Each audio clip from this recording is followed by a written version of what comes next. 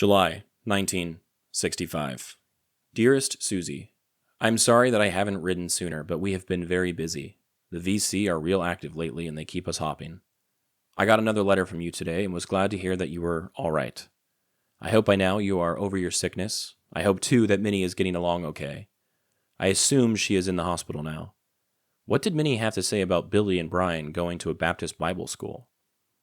Have you decided yet when you are going back to Florida? Not that I care. As far as I'm concerned, you have 60 days to get home. Things are the same over here. It is hot as hell, and nobody will tell us when we can go back to Vinh Long. And I still don't have orders. The reason I don't have orders, by the way, rumor, is everybody who had orders for the 11th Air Assault Division had to have them changed because they are coming over here. So that is some consolation if it is true. I won't have to go back to the 11th.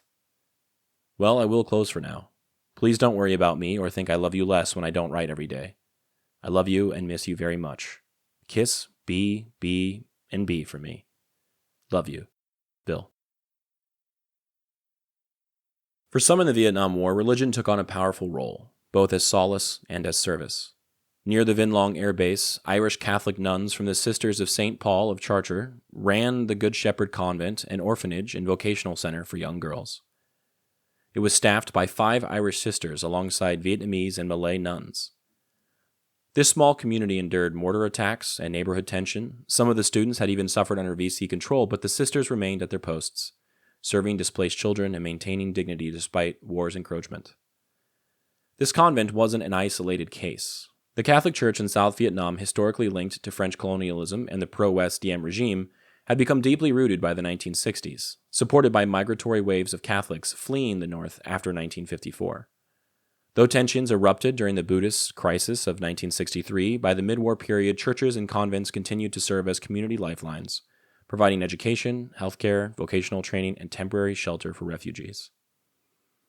American soldiers encountered this reality in subtle and meaningful ways. Chaplains, whether they be Protestant, Catholic, Jewish, were fixtures on most bases. They conducted services, counseled men at night, and sometimes flew out to aid the wounded. Their presence offered spiritual grounding amid chaos and loss. Some soldiers found comfort in routine rituals or personal prayer. Others abandoned faith entirely. But whether overt or hidden, faith remained a tether, a refuge during uncertainty. Back home, faith circulated through prayer chains, church groups, and mail calls. A wounded or sick spouse like Suzie would hear from neighbors or local congregations daily.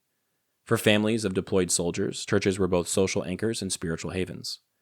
They embroidered kindness into care packages, held vigils, and helped pass the long hours until letters arrived. Behind the nuns' quiet labor, American troops' personal prayers and community, solidarity back home, there lay a deeper current, the spiritual landscape of Vietnam itself. Catholicism, brought by Jesuits and Franciscans in the 16th century, had evolved in conjunction with native folk beliefs. While Catholics numbered around 4 to 7% of the population, the national story was one of religious plurality, including Buddhism, ancestor worship, and syncretic traditions. Under Diem, Catholicism flourished, but minorities often navigated government favoritism and spiritual persecution.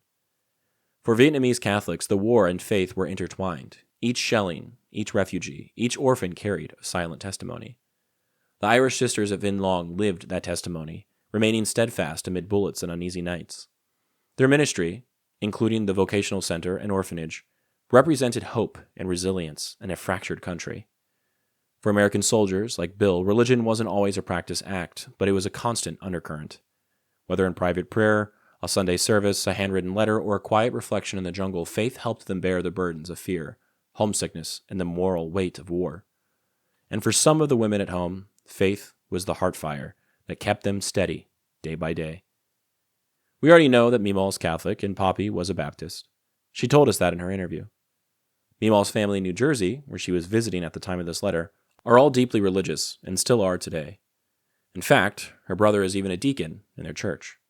Poppy's family was Baptist and typically spiritual in their own way. His mentioning of Min's reaction to the boys going to the Baptist Bible school was playful, but also an implicit recognition of the differences in culture between Mema's northern roots and Poppy's southern heritage. Though he wasn't Catholic himself, his proximity and relationship with the nuns may have made him feel comfortable, reminding him of his wife back home and her faith. The photo I chose for today is an aerial photo of a large church or cathedral. Popi also has photos that appear to be the same building under construction.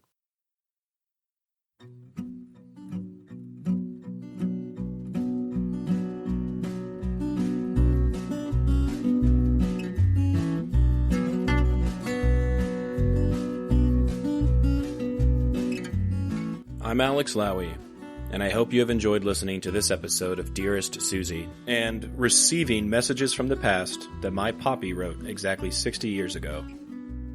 I sincerely appreciate your time and interest. Please consider following the podcast on your preferred platform, and if you're enjoying it, I kindly ask that you take the time to rate the show and leave a review. Also, please follow the project on YouTube, X, and Instagram. All likes, comments, shares, and reviews will help grow the reach of this story. The links for these things should be in the description of this episode. Please feel free to email me at dearestsuziepodcast@gmail.com if you have anything you'd like to say. I'd love to chat or to hear about your stories as well. Thank you for listening, and God bless.